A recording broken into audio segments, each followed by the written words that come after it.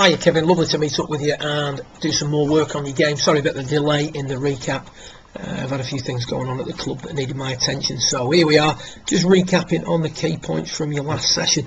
Things were coming on nicely, the setup much better, weight forward, staying forward at impact, your understanding of that had improved tremendously, and the same with the handle location. So we went over that again, because what we noticed when we filmed you from face on was that although the weight was further forward than it had been on your initial visit, it wasn't as far forward as we ultimately wanted. So the better you get at moving the weight forward and keeping the handle forward, the better you're going to become at stabilising the club face, controlling the path of the club, and also controlling the low point of the golf club. So continue to work on those pieces.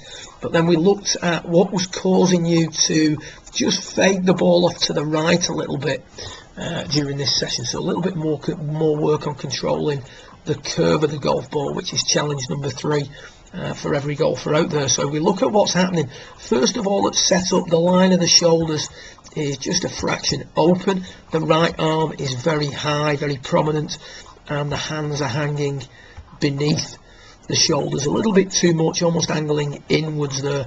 And we look at what that causes. It causes a takeaway where the hand path is very much outward.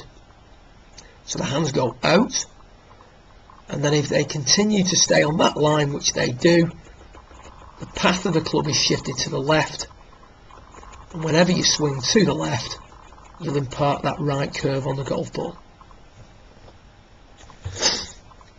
So the thing we did now, and this is a great visual down here on the bottom right, we laid some clubs down on the mat to illustrate, first of all, the line that we're trying to hit the ball down, and then these clubs here that are angled in at approximately 20 degrees. For you to try and trace with your hands and your arms during the backswing and the through swing. So that's the circle, if you will, that we're swinging on. That's the arc of your swing scribed on the floor. We refer to that sometimes online as the grid. So trying to get the feeling that the hand path was more inward. So we just take this original swing back to where it was at waist level. To help you with this, we've squared up the line of the shoulders, and we've got the arms angling out just a little bit more, the feeling that you're reaching for the ball a little bit. And working on that visual that we have on the bottom right, you can see now that the hand path and the arm swing is much more inward on this footage on the right compared to the left.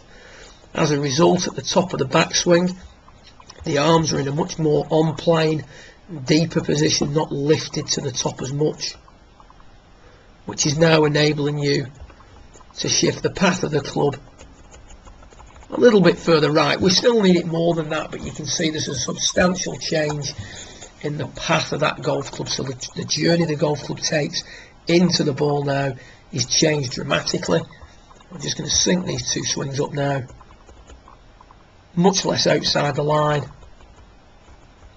hitting out at the golf ball much longer, exiting higher, resulting in a lot more online shots where the ball draws also. So you didn't quite get that one on the right, but at the end of the day, you've got to get that weight moving forward as well. What we're trying to change here is the position of the hands early in the swing, getting the hands working more inward, allowing you to hit out at the golf ball during the downswing. Good luck with it, and I look forward to working with you again in a month or so's time. Well done.